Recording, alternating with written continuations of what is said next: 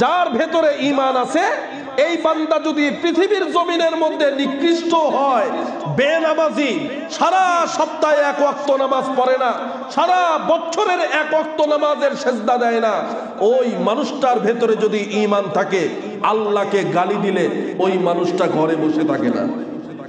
কথা বলেন, কথা বলেন। ওই মানুষটা ঘরে বসে থাকে না। নবীকে গালি দিলে ওই মানুষ সহ্য করতে পারে না, যদিও নবীর সুন্নত না মানে। এটাই হলো ঈমান। কোন মানুষের মধ্যে যদি ঈমান থাকে, আল্লাহ পাক রব্বুল আলামিন বলেন, এই ঈমানওয়ালা মানুষটা পৃথিবীর ক্ষতিগ্রস্ত মানুষদের মধ্যে নাই, বরং সে আল্লাহর হেদায়েতের রাস্তায় আছে। ইন্নাল ইনসানা লাফি খুসর, আল্লাহ পাক বলেন পুরো পৃথিবীর সমস্ত মানুষগুলো ক্ষতির মধ্যে আছে, তবে 4 শ্রেণীর মানুষ ছাড়া। 4 শ্রেণীর মধ্যে 1 নম্বর, ইল্লাল্লাযীনা আমানু, যেই সমস্ত বান্দার দিলে ঈমান আছে, এই বান্দা যদি তাকে গুনার হালতেও দেখো তবুও তাকে খারাপ বলিও না, যদি তাকে নিকৃষ্ট পথে চলতে দেখো তবুও তাকে খারাপ বলিও না, কারণ বান্দার দিলটা খোলা, চাওয়ার অধিকার আল্লাহ পাক তাকে দিয়ে জবানের পাওয়ার দিয়ে রাখছেন।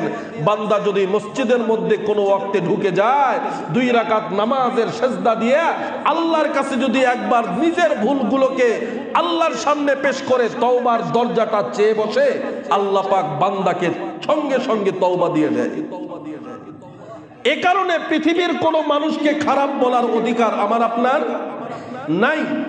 নিজেকে খারাপ বলো, নিজের কাজগুলোকে দেখে নিজেকে খারাপ বলো, পৃথিবীর কাউকে খারাপ বলিও না, কারণ তুমি যেই খারাপগুলো করো আল্লাহ পাক যেমন কাউকে বলে না, আরেকজনের ভেতরের তওবার খবরও আল্লাহ পাক কাউকে বলে না। ফজরের নামাজ তুমি পড়ো না, জোহরের নামাজ তুমি পড়ো না, আসরের নামাজ তুমি পড়ো না, আসর নামাজ পড়ে চাষটলের মধ্যে বসে ধর্মের বুলি আওরাও তোমার জবান দিয়ে, এমন মানুষ আছে না? আর একজন কি করলো, অমুকের বউ কি করলো, তমুকে বাজারে কি করলো, এগুলো নিয়ে তোমার মাথা ব্যথা। মাগরিবের সময় তোমার মৃত্যু হইলে এসার সময় তোমার কবর হবে, 10টার পরে মানুষ তোমার কবর থেকে বাড়িতে চলে যাবে, তোমার কবরের মধ্যে ওই সময় কি হবে সেই হিসাব মিলায়া জমিনে চলো, সেই হিসাব মিলায়া জমিনে চলো, তাহলে জমিনে কোনো ফিতনা হবে না। কথা বলেন ঠিক না ব্যাঠিক?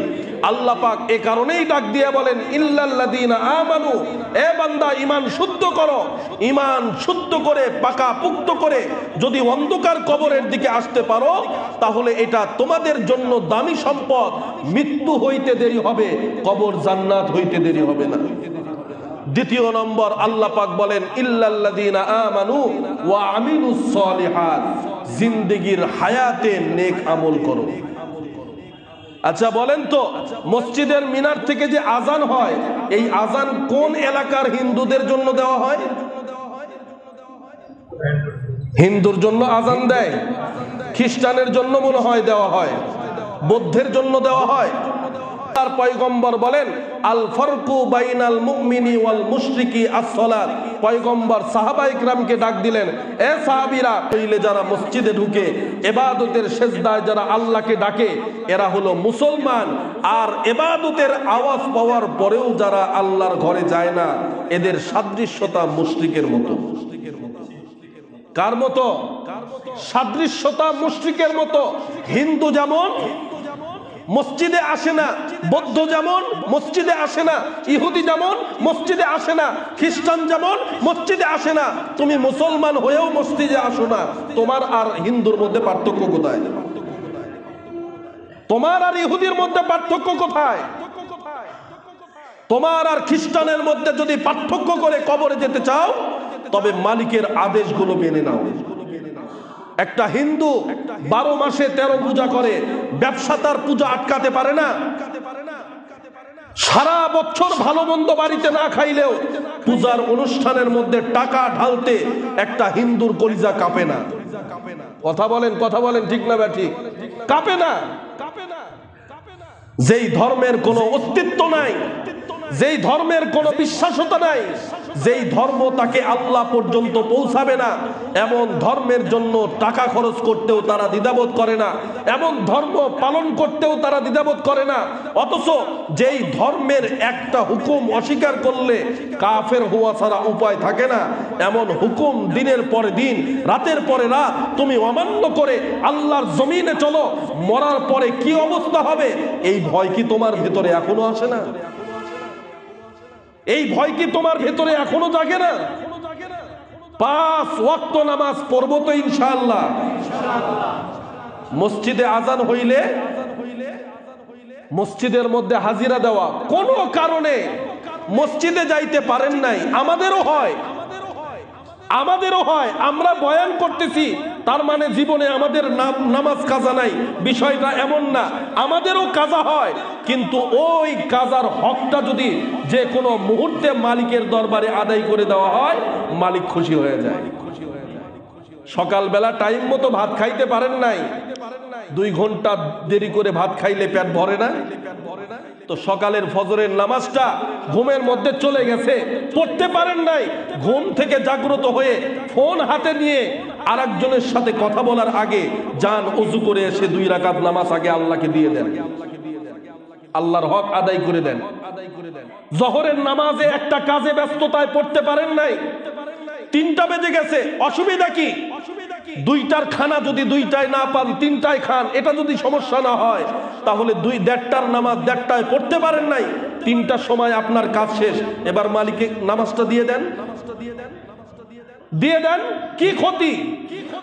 এইভাবে যদি আপনি আপনার জীবনের হকগুলো আল্লাহকে দিতে পারেন, ও ভাই টাকার দরকার, ছেলে মানুষ তুমি, তোমার বাবার আন্ডারে চলো, তোমার টাকার হাজত তোমার বাবা পূরণ করলে যেমন তুমি খুশি হও, তোমার আল্লাহর হক আদায় করলে তিনি খুশি হয়, তিনি খুশি হয়।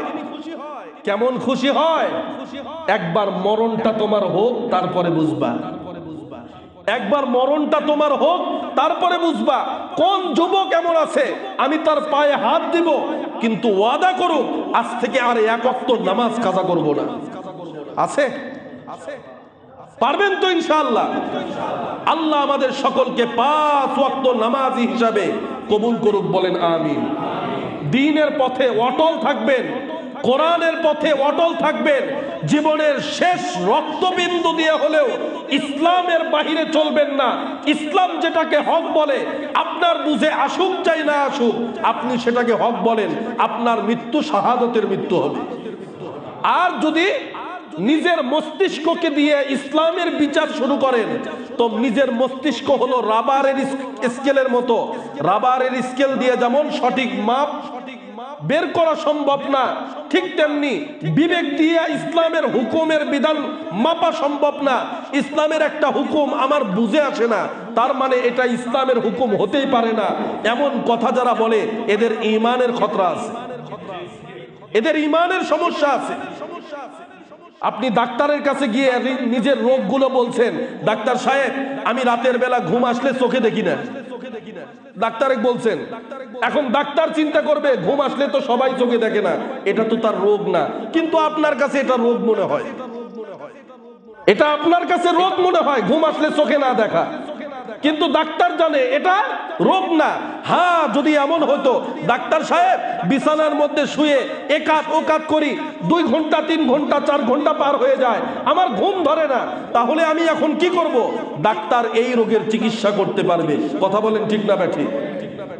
যার ভেতরে বোঝার যোগ্যতা আছে, সে যখন বুঝে আপনার সুস্থতার জন্য কোনো চিকিৎসা করে, নির্ভয়ে বুঝে সেটাকে মেনে নিয়ে চলেন, আল্লাহর আদালতে আপনি দামি হয়ে আল্লাহর সামনে দাঁড়াইতে পারবেন। পারবেন তো ইনশাআল্লাহ? ইসলামের জন্য কাজ করতে পারবেন তো ইনশাআল্লাহ? আল্লাহ আমাদের সকলকে হেফাজত করেন, সকলকে কবুল করেন, বলেন আমিন।